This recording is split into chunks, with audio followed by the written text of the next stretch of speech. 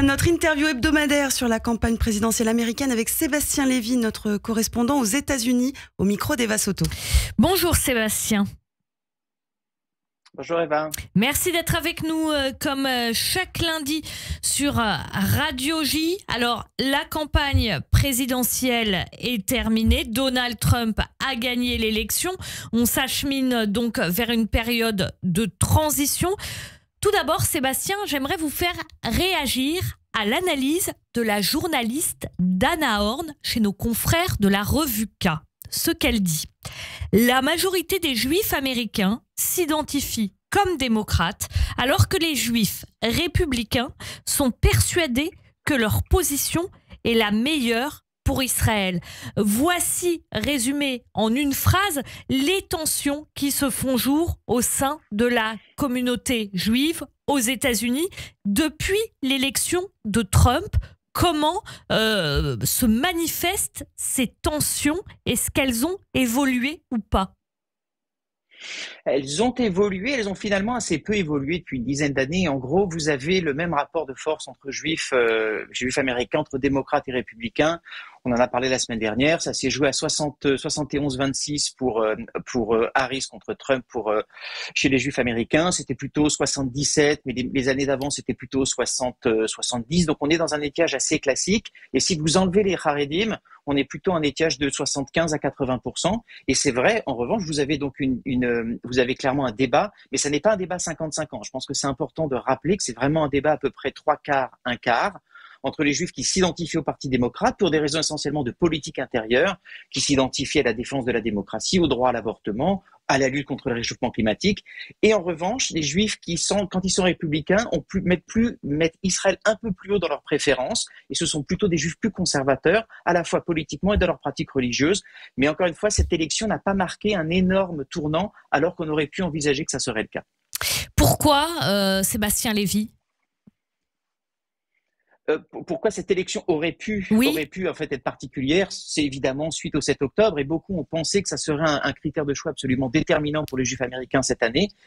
Finalement, on s'est rendu compte que ça n'était pas le cas, également pour une raison simple, c'est que Joe Biden, n'ayant pas du tout lâché Israël, il a permis, je dirais, aux juifs qui sont traditionnellement à la fois démocrates mais pro-Israël, finalement de continuer à être chez eux au sein du Parti démocrate avec un candidat comme Kamala Harris qui poursuivait la politique de Joe Biden.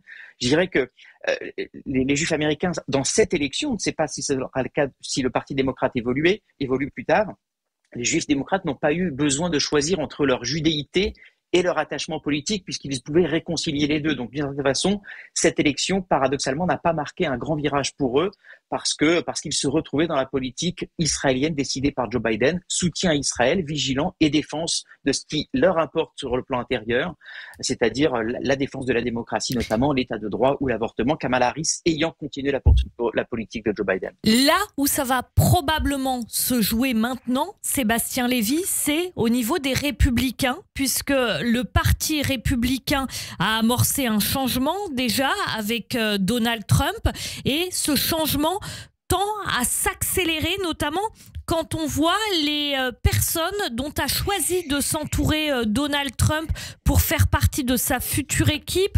On a par exemple des nominations de climato-sceptiques, on a des nominations de complotistes.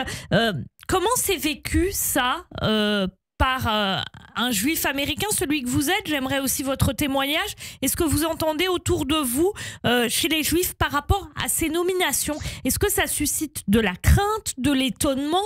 Qu'est-ce que ça suscite?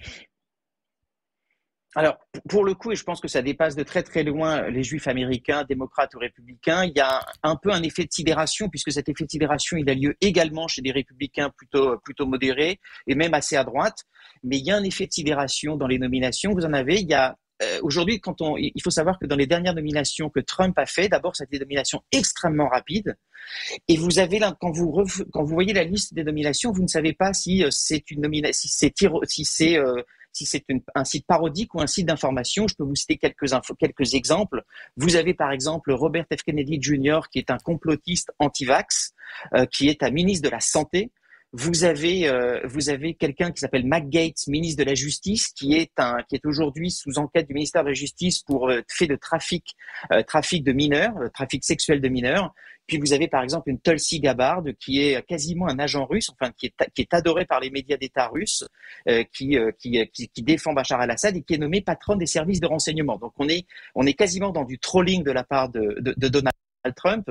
Je dis ça parce que c'est comme si, en France, vous aviez un mélange de Jean-Marie Bigard et de professeur Raoult, qui était nommé ministre de la Justice, ou par exemple un député fiché S, comme Raphaël Arnaud, qui était nommé ministre de la Justice. Pourquoi je vous dis ça? C'est qu'on est très très loin en fait des dominations relativement traditionnelles et on est très très loin des divergences qu'il peut y avoir entre démocrates et républicains qui concernent les juifs ou pas. Donc je pense qu'il y a un effet de sidération globalement dans la société américaine et ça n'épargne pas les juifs. Alors vous avez certains juifs américains qui, eux, sont très, très à droite, notamment par rapport à Israël, qui se consolent en voyant un certain nombre de nominations qui sont le fait de gens extrêmement proches de la droite israélienne. Est-ce que cela peut compenser l'effet de sidération et l'effet d'inquiétude par rapport aux autres nominations?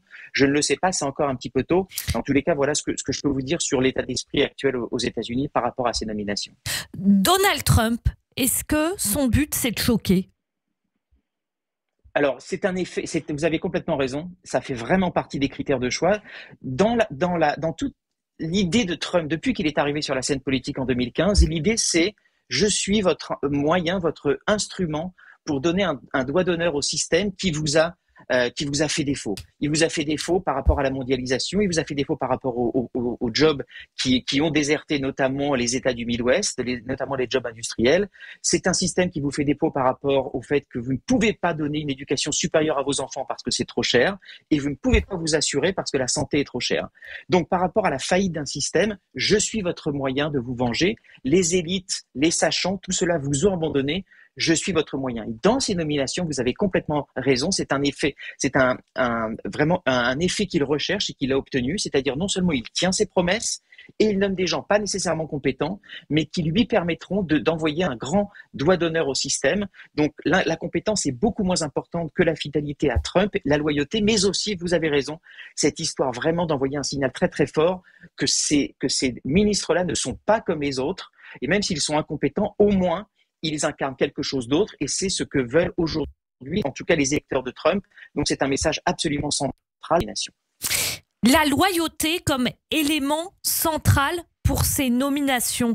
La loyauté, c'est en général parce qu'on trouve dans des régimes démocratiques, on entend ce terme de loyauté au président dans des régimes qui ne sont pas démocratiques. Or, les États-Unis, c'est la première grande démocratie dans le monde. Est-ce qu'elle est en train de vaciller ? Vous savez, les grands exemples de Trump, quand il dit quels sont les leaders dont il s'inspire, il cite Xi Jinping, il cite Kim Jong-un de la Corée du Nord, il cite Viktor Orban, il cite Vladimir Poutine. Il a une grande admiration. On n'a jamais entendu citer un dirigeant comme Angela Merkel ou comme Emmanuel Macron ou comme François Hollande, par exemple. Ça ne lui est jamais arrivé. Vraiment, on peut chercher dans les archives. Depuis 10 ans qu'il fait de la politique. Ce n'est pas le modèle de Trump. Donc, je ne dis pas qu'il va tout détruire. En revanche, ça n'est pas le modèle de société qu'il a.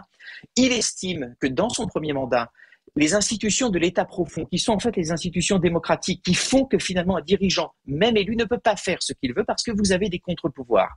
La notion de contre-pouvoir pour Trump est une abomination. Lors de son premier mandat, il n'avait pas d'expérience, donc il s'est entouré de gens de l'establishment, on va dire, qui l'ont en permanence frustré par rapport aux décisions qu'il voulait prendre. Je vais en donner une. Oui, pendant les manifestations de Black Lives Matter, il voulait faire tirer l'armée contre les manifestants.